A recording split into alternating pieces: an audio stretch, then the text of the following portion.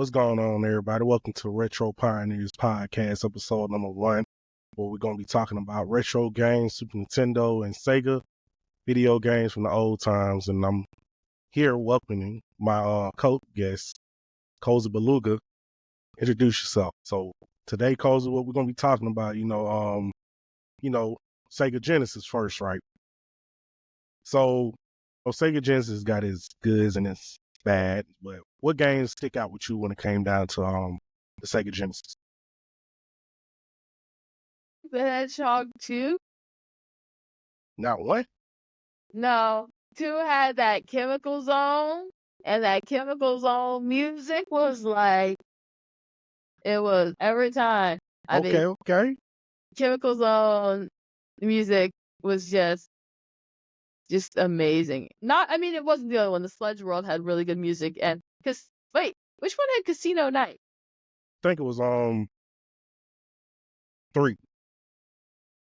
Well, no, 2. Okay, Casino Night. Because Casino Night was also just amazing. I don't know. No, it was honestly, I know that there were other games we had for the Sega Genesis, but 90% of the time it'd be like us just Sonic. Okay. Sonic. Just lots and lots of Sonic. That's the only game y'all played on Genesis? What? That's the only game y'all played on Genesis? There were other games, but 90% of the time I'd say was with Sonic. I can't even be honest. Man, I have a laundry list of games I have fun playing on. Super Nintendo? Yeah. Okay. Well, I'm gonna let you know. I hate Nintendo. It just didn't. I think we played a Ninja Turtles game there too. You didn't have that many people playing Sega Genesis games like that back then. It's a rare case of people, especially black people, who played the Sega Genesis. Like my cousin, he was the only. Well, I had 2 cousins. It was the only 2 cousins I had that had a Sega Genesis. Everybody else had Super Nintendo. Yeah. So growing up, I didn't have that many people that could play with me on Sega Genesis. So it mostly, if you come over, bro, you got to play the Super Nintendo. So yeah, I don't like the Super Nintendo that much, but I'm not gonna talk bad about it. But Virtua Fighter. That would be another game we played. Oh, Virtua Fighter 2. Yeah, so this I don't remember which one it was, but Virtua Fighter. This day I think I can't even Streets of Rage. I forget that's from Streets of Rage. They all have Streets of Rage. You ain't play Street of Rage? I just think we didn't play the laundry list of games we played, but I honestly would have taken all of Nintendo's library and traded it for just a handful of those Sega games. What? Sega didn't have that many, because you got to understand one thing, right? When you talking about the Sega Genesis and the Super Nintendo, they both had the same games. It's just one side didn't allow violence, like blood and stuff, and another one allowed it. So Sega Genesis, for instance, right? You can play Mortal Kombat on there, and it had gore and stuff. On Super Nintendo, you played Mortal Kombat. I felt like it was slower, and it didn't have gore, like fatalities. Basically, you cutting somebody's head off and no blood was gushing from their head. So, it's only game that was actually fighting game that I feel. 2 games that was good fighting wise, right? You had Killer Instinct and you had Street Fighter Alpha 2. Them the only 2 fighting games I prefer on Super Nintendo. But Sega, you had Eternal Champions. You had all the Mortal Kombats. What else? There was another thing on there. I can't remember, but you had more games going towards because back then Nintendo, they really kind of was not that bad how they is now when it come down to violence, but Yeah. they didn't have that much games that actually was for adults. To be honest with you, every game that was like really on the Super Nintendo for like kids, and that's kind of like, I'm not gonna say boring, but you want some sight. You want to see some blood sometimes. But I mean, like Super Nintendo wise, Super Mario's, you had your Kirby's, Donkey Kong, like That's the thing. I don't have a fond memory of most of their games. what, Super Nintendo? Yeah. Oh, don't let the people hear you say that. Cool. People love their Super Nintendo, but I played what? I like Yoshi's Island. You didn't play Contra? No. I like Yoshi's Island. Yeah. Well, Yoshi's Island was if you can probably remember, what game on either platform you remember playing co-op with someone? Like cousins, friends. Mine, I was never a co-op kid for several reasons. I mean, I'm you were more as I selfish? got older. I don't think so. I remember I would, my brother would play on the home console, and he let me play his Game Boy. Mhm. Let's say, like, when I thought about Kirby's first entry is the Game Boy game, Yeah. and and I do have a fondness for Kirby, and Kirby was my first, like, Kirby was probably my first Nintendo. Well, that and Kid Icarus. Okay. The two of those were the only two games of his that I remember enjoying. So I would play both of those. I got to the point where me as a little 5-year-old could beat both of those because I really played them a lot. And Okay. my brother had the plug-in for the Game Boy, so you didn't have to be like, "Can I get more batteries?" But he would tell me don't waste his batteries, so I would pull it out and I'd be Mm. sitting on the floor by a wall, like just playing on Good his old game. times, huh? Uh, so I think there for me personally, actually, the more I think about it, there were a lot of probably more games that I thought more fondly of on On the Game Boy? I only had two, so but I think because I didn't really play SNES that much, I don't have that sort of nostalgia for a lot of those games where their entries were you didn't really get to experience their entries on a home console. I also played a lot of Wario Woods though. I think that's one game that I played obsessively. Okay. Well, let me ask you some questions, all right? So Okay. the viewers can get to know you. So, growing up, what was your first console that you remember? Like First your one, I remember the very, first one that was very all first console mine. that was yours, not your brother's, not your sister, yours. Purple Game Boy Pocket. Okay. What's some memories that you can recap on? Honestly, probably I was still playing the same game. Okay. The Game Boy had a pretty long run. I was playing a lot, so I was playing a lot of the same games. But I added a few more to my my arsenal. So I had maybe like 6 or 7 games at that time. So it was like a collection. So Okay.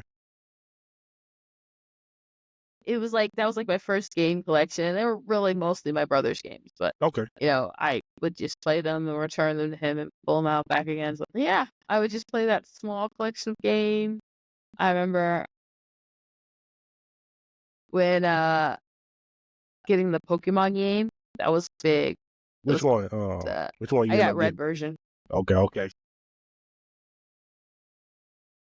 And that was big too because that introduced me to a whole new genre of games that I hadn't been not RPGs, but I mean before that touched RPGs. Mm. But not a whole lot. Mm. You say yeah, when you say Pokemon Red opened up doors for you, right? Yeah. Was you the kid that, Mom, I got to get the guide. I got to get any accessories that can go towards, like, you had the cable, the link cable, where you can No. trade with friends. Then, just, was you super big into Pokemon Red, Uh, or you just played it? I was and I wasn't. Mm. I was because if you remember what I said, I only had a handful of games. So you just play and replay and replay and replay the same games. At that time, my brother got a Game Gear, so I'd play his Game Gear games sometimes. And then we had other systems, but they mostly didn't. It's still the Sega, the Nintendo, and the handhelds we had, and Okay. I guess somewhere along the line, So let me ask you this then. Are you a handheld gamer? Or you, like, don't get me wrong, I know we're in modern day times now, there's not that many handhelds presented to us. So back then, would you consider yourself a handheld player or a console player? absolutely a handheld gamer. Okay, okay. I actually have been for a long time saying to people, yeah, I'm a handheld first gamer. Mm. Uh, I There's nothing more enjoyable at night to me than just staying up late in bed, head under the covers, just console glued to my little, handheld glued to my face. Yeah. Uh, I have a flashlight propped up on my shoulder. I mean, hey, I guess that a lot of people can relate to that due to the fact that, for one, Game Boys had the worst backlighting ever. And you say you had the Pocket, so that's even worse. Pocket didn't have no LCD, no backlighting on it. So, It yeah, wasn't until the Game Boy SP that they got yeah, that.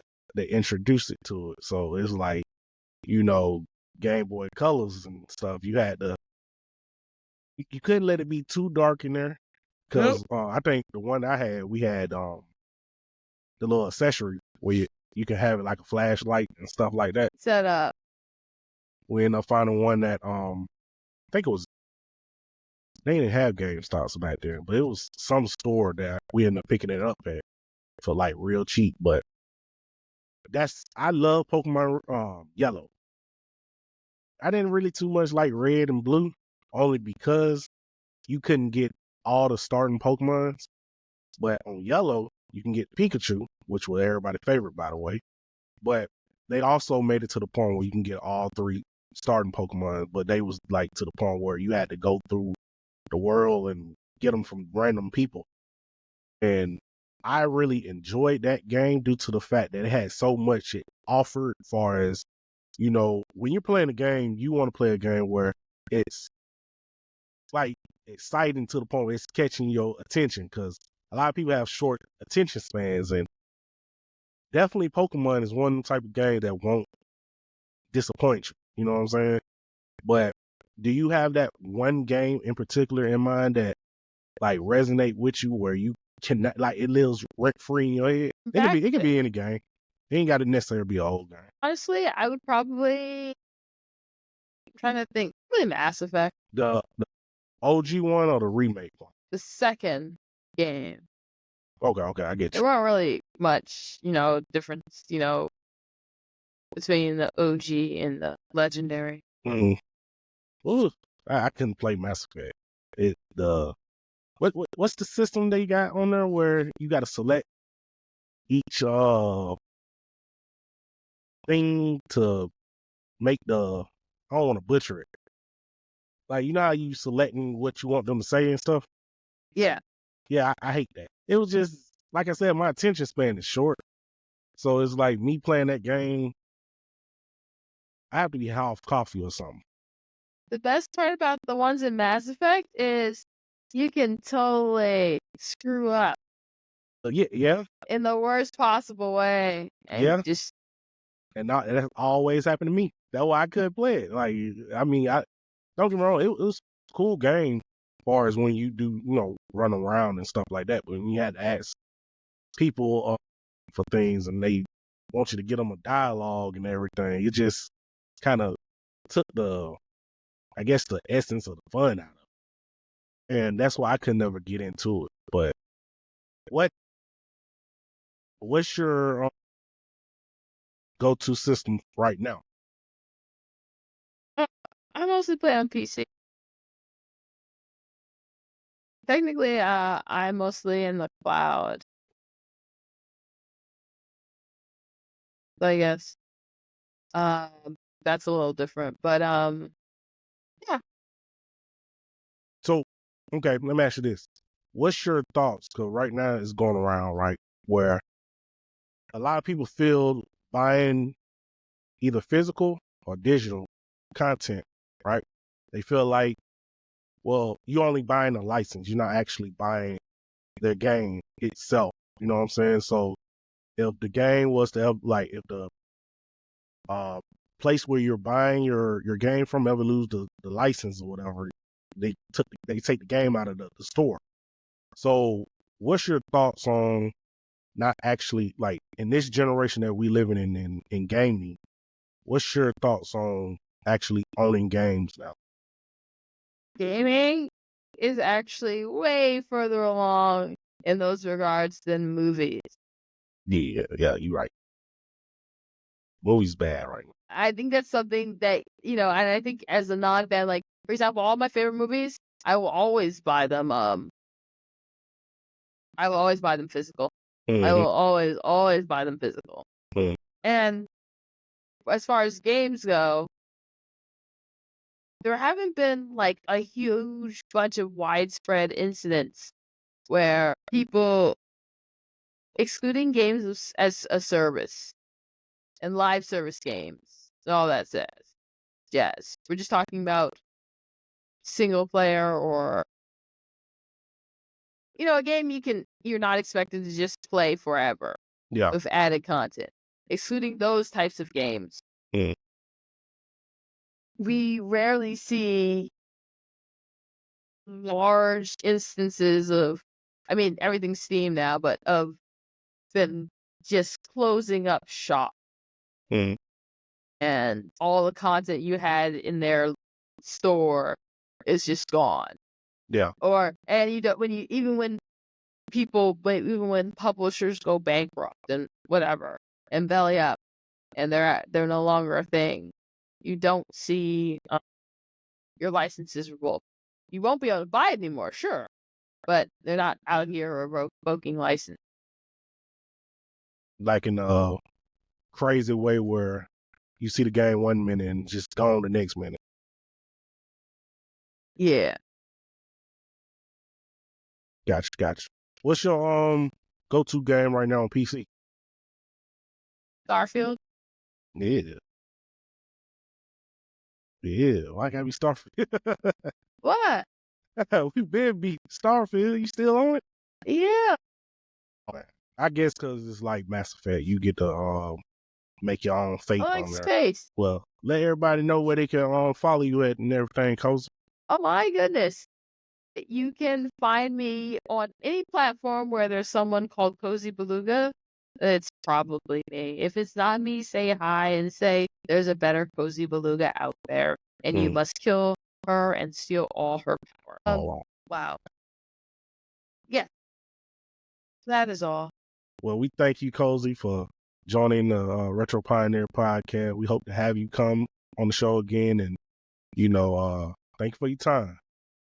No problem. All I right. enjoyed being. All right, everybody. If you want to go follow Cozy, man, I set up the links and everything for her. And we thank y'all for, viewing the podcast today. And we catch y'all next time.